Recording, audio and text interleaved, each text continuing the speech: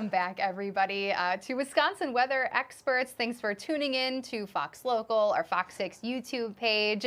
We love this show, and if you're new, thank you for joining us. We do this Monday through Friday at noon to 12:30, and right after us, why not plug Wisconsin Live Desk? That's the show that's right after us for the next 2 hours. So just keep it here on Fox Local for the next couple of hours. A lot of awesome stuff to talk about in our show today. Oh, we do, and especially, over the past week and a half, our temperatures have been colder significantly than normal, but not cold enough to give us some snow here.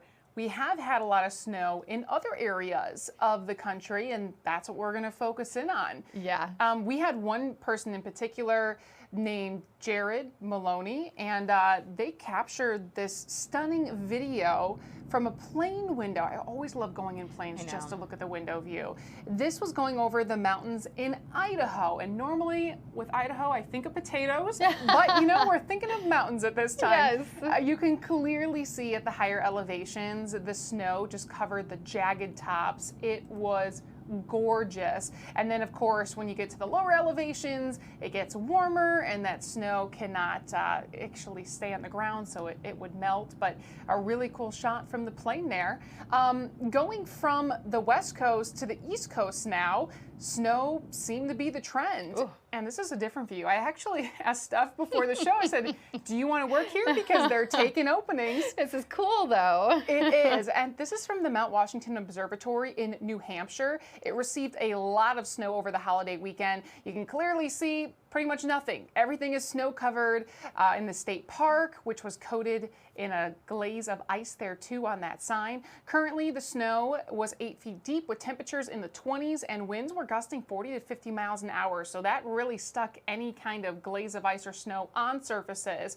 The view from the observation deck is located 6,288 feet above sea level, making it the highest point in the Northeast. And meteorologists who are there actually do a lot of testing with equipment for extreme weather conditions. So that's what they've been doing there, and I want to say it would be cool to go there for a day.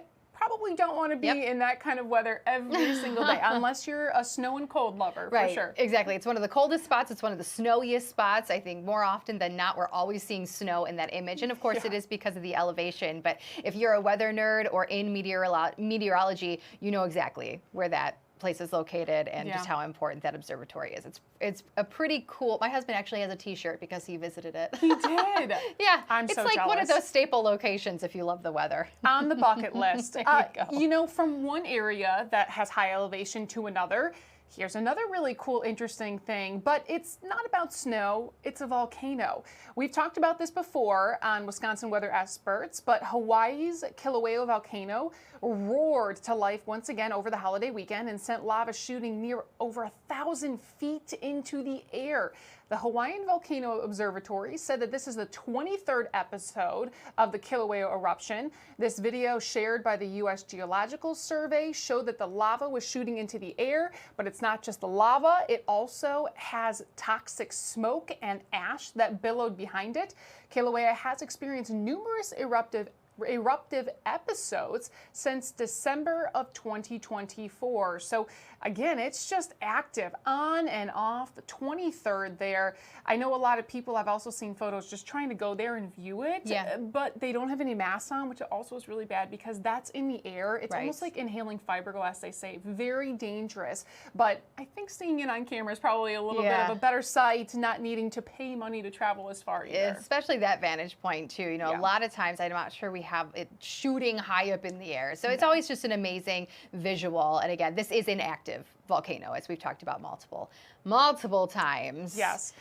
Back here in the U.S., though, while that's one of the volcanoes we track, a little different weather, I'd say, especially inland. We're not dealing with that volcanic activity, but we've had a fair share of showers, severe weather, storms. Yesterday, we were talking about baseball-sized hail and larger from these storms. So, Steph, what do we got going on across the region today? Yeah, as we dive into regional weather, the big story is quiet weather out west, soon to be hot weather out west, and just more unsettled weather in the Great Lakes region. soon to be the Milwaukee area tomorrow, and of course towards the East Coast and down towards the Gulf Coast. You can see all of those rain showers from parts of Minnesota as well as Iowa down into the Gulf Coast states like Louisiana, Mississippi, Alabama, up through about the Virginias as well as the Carolinas over into Ohio. So a lot of action going on right now.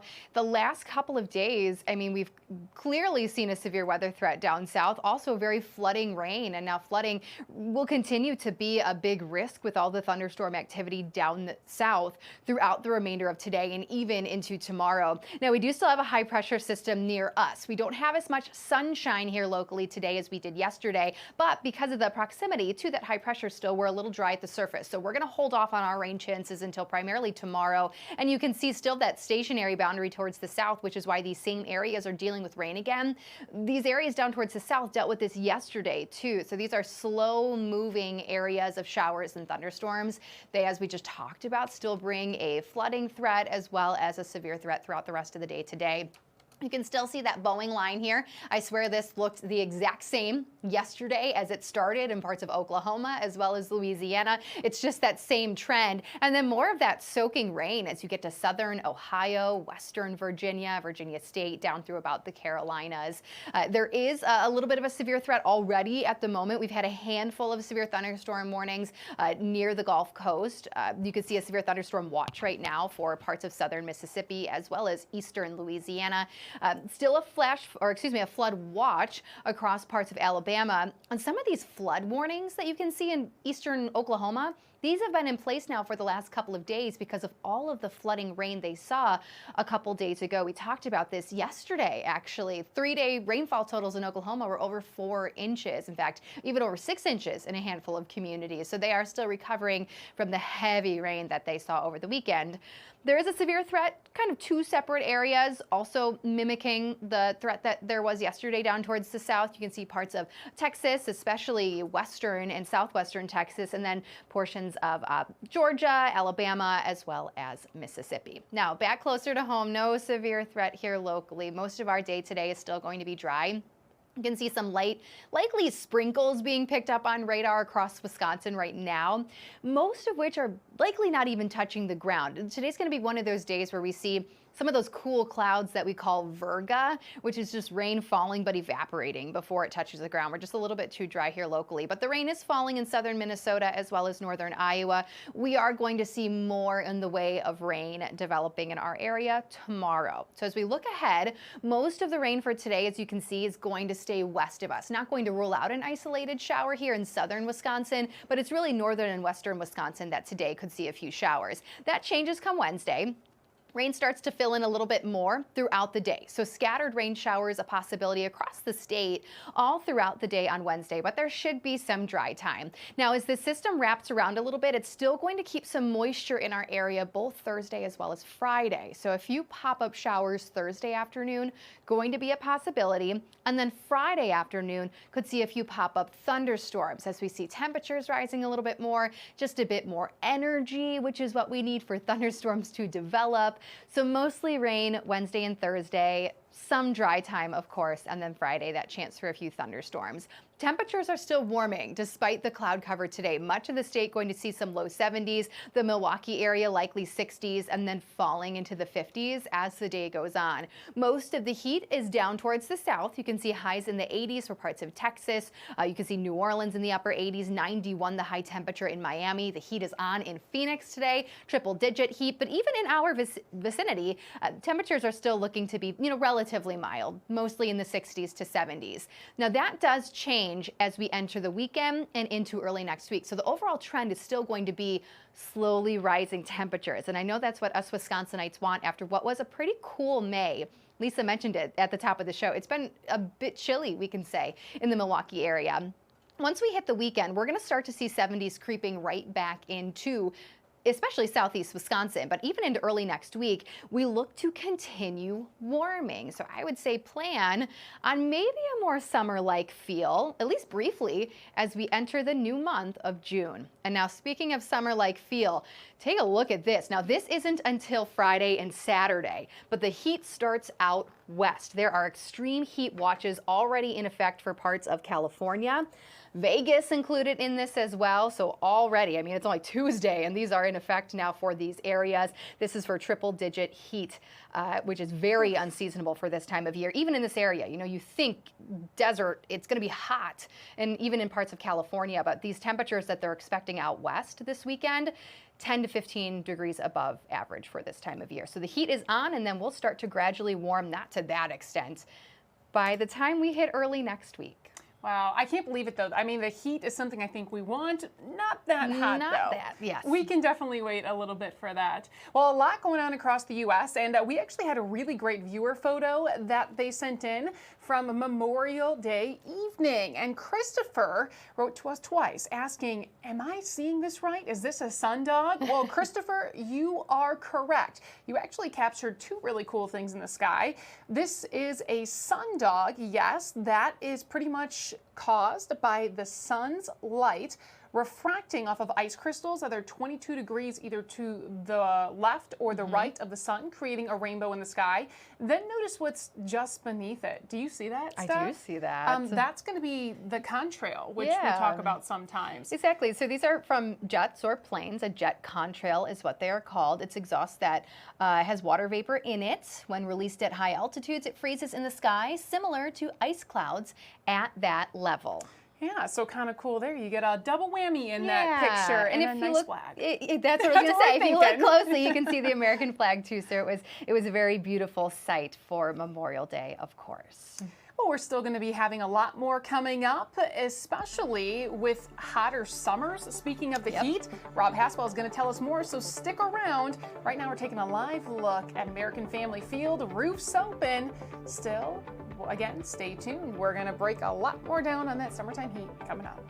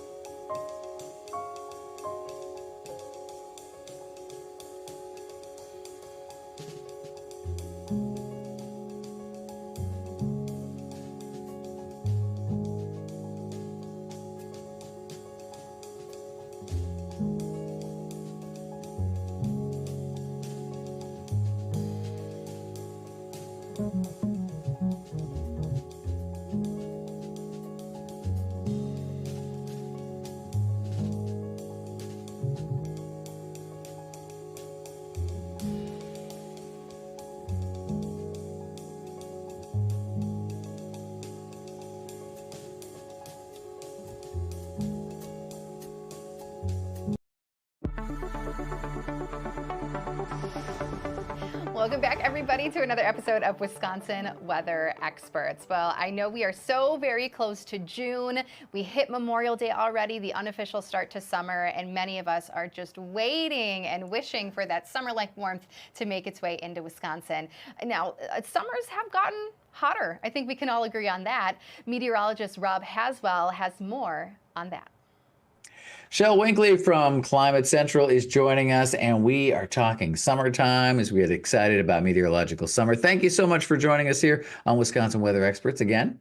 Yeah, there's some great American poets that once said that summertime and the living is easy, right? It's been a little harder with climate change. Yeah, that's right. And we do. We live, particularly here in Wisconsin, Milwaukee area, we live for these summers. It's the payback and the enticement of getting through the rough winters that we sometimes have. Our summers are changing, though. Yeah, and that this isn't just a Wisconsin thing or a Milwaukee thing. This is pretty much across most of the United States. We analyzed over 242 U.S. cities here at Climate Central, and what we found is that 97% of them, so over 230 of them, have experienced summer warming. We're talking about meteorological summer. As meteorologists, we like to keep data nice and tight and needy, right? So it's June, July, August. June, July, August, and 97% of the 242 cities that have really good weather data to look at have seen warming in the summertime. Wow. All right, let's take a look at some of the data that you've brought along here. You can bring up the graphs, and 97%. I mean, that number jumps right off the page. It's almost every single city that you analyze. So let's go right to Milwaukee here. Tell me what I'm looking at. Yeah, so let's, when we looked at these numbers, a third of those cities had a warming of over 3 degrees. And I don't want to be the bearer of bad news, just sharing the data trend here since the early 70s, but Milwaukee is one of those cities. So since 1970, the average temperature, morning lows and daytime highs averaged together. You can see that trend line goes up to 3.4 degrees above what it was just 50 to 55 years ago. That's right. So you're looking at the trend line, the brighter white line, and then the squiggly line, if you will, indicates the year to year. And things do vary. We have cooler years, we have warmer years, but overall, that trend is upward. Right. And so the way to think about this, because 3.5 degrees or so doesn't sound like a lot, but remember, when we're talking about a long-term trend, that's quite a bit. And if your temperature in the summertime warmed 3 degrees internally, you would have to go to the hospital. You wouldn't be feeling well. And that's kind of the idea here. Our summers aren't feeling well. So let's bring this down to something you walk out to, right? So what about above average days? And in the summertime, you expect it to be hotter on some days, and natural weather just tells us that some days will be above what we call average. But again, looking at this trend line, what we know is that with climate change as being the main culprit of this warming, we've added over half a month of above average days, hotter than what we expect the weather to be like in Milwaukee through these 3 months. Right. And that may seem like a great thing because, like I said, we kind of live through the dark, cold winter to get to these days, but it has an impact, right? It means you're spending more to cool your house. It means your body's working harder. It has impacts even on human health and longevity. Yeah, one of these things is health. And we look at our most vulnerable population, our neighbors, like children. They don't really know when to stop playing out in the heat and go in and get some water or get in the shade all the time. Our neighbors that are over 65, and then of course those with already predetermined illnesses that make it harder for them on these very hot days. So again, it's going to be tough in the summertime anyway, but now we're just adding more of these days to concern. And it's not just the temperature in these 3 months, right? We also know that summertime is starting earlier and it's lasting longer. So when we look at the seasonal warming just across the spectrum, winter is still top there in Milwaukee, right? Your winters have warmed on average over 7 degrees. And summer's actually the lowest in terms of the warming. But again, it's not insignificant with temperatures over 3 degrees in terms of warming there. And the impact, of course, in winter, we just saw this in the past winter. We have had some snow droughts, and we had, industries that rely on snow, like the snowmobile trails up north, really, really struggle. And speaking of up north, you're looking at the national summer warming, and it's the northern portion of Wisconsin that catches my eye. Yeah, this is really interesting. You would expect some of the lake to cool you down a bit or some summertime thunderstorms, but you can see there's a strip right around the north central portion of the state that the red's the darkest, meaning that those are the counties that we have seen have the most warming in the summer period. And of interest, one county that is it doesn't have that built up environment like Milwaukee does. So not as much concrete, not as many buildings. Jackson Urbanized County, areas. yeah, Jackson County, 2.5 degrees of warming Wow. is the fastest warming summer county in the state. That's interesting. And that is a stretch of highly visited, recreational land. A lot of folks have cabins and cottages and take their, kayaks up to the rivers and lakes up there. So that's, impactful in many ways for sure. And a lot of this often boils down to the fact that we just don't get to cool down at night. The highs often kind of steal the show because we talk about the big numbers of the daytime high, but the lows, the overnight lows have been so much milder in the last few decades. Right. And what we know with climate change just generally is that, yes, we feel those daytime highs and that extreme heat, but actually nighttime lows are warming twice as fast in the summertime than daytime highs are. So we're seeing that warmth rate even faster during the overnight hours. And where that really matters is, one weirdly hot day, your body's going to feel it, but it's not going to be as big of a health concern. But it's these compounding nighttimes and daytimes as they continue on in heat waves that we know are also becoming more frequent. That's where you can really get into the area that your body feels the heat and that illness can come in quicker. All right, Shel, thank you so much for joining us on Wisconsin Weather Experts, bringing us up to speed on the summer that is ahead and making us a little bit more aware of how we might need to prepare. Yep, stay cool out there this summer. Great interview. Always fascinating to hear from Shel. He's great at Climate Central, all of his information, and we love getting that data to share. And we just talked about that extreme heat watch out in California, a little early for that. So we all know it's heating up.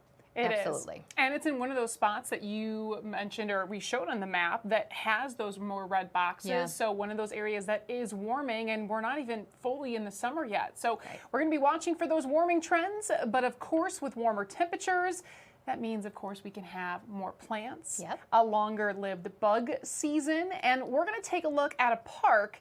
Not just any park, a special park in North Carolina. It is one of the only places in the country to see a rare insect-eating plant, making it a real tourist trap. No pun intended there. And we mean that literally. Several years ago, scientists counted only about a total of 200,000 fly traps in the Carolinas. The fly traps are located in part of the U.S. where more developments are being built. Because of this, most plants can now be found in preserves.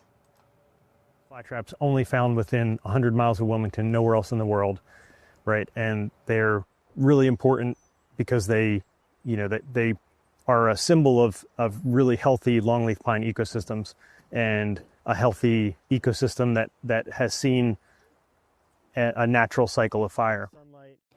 So Anderson says between now and mid-June is the best time of year to see the insect-eating plants. So it is really awesome that they're still wild in this area. Like we just read, most of them are not in the greatest spots because there's more development and they need to be moved to a safer area, a lot of times in a building. So that's really cool that there's still some wild fly traps out there. Did you ever have those as kids? You can buy them from the store. Yeah. And I always loved touching the little bristles and they'd close up. It's just fascinating. Definitely good in some areas around the summertime. If you have a barbecue, put it out there. Leave There the flies you go. for you. It's going to help you out. Yeah, I know. While it's warming up, though, we have another thing that may try to eat you in the woods, something a little more impactful, and that is ticks. Ugh. It's getting to be that season. Yes, specialists in California spread awareness about tick season and its dangers. According to the CDC, recent estimates suggest that approximately 476,000 people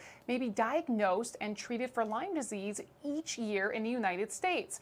Although the acute Lyme disease is treated with a round of antibiotics, chronic Lyme is far more difficult to deal with. Marine specialist Elena Beliquez says it's very important to protect yourself by wearing socks that can be pulled up high and also above your pants.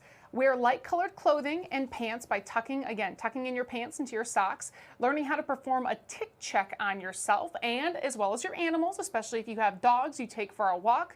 Ticks like to hang out in wooded areas like tall grass and leaf litter. So we just have to be aware. And I will say, I was telling Steph this, that I unfortunately brushed past one stick that was the only thing around, a couple leaves on it, and it was a tick nest. And I got 40 ticks on me approximately. Oh my gosh. So You always want to make sure, again, light colored clothing, the whites, the light tans, light blues, even light pinks, something that really can make them all define.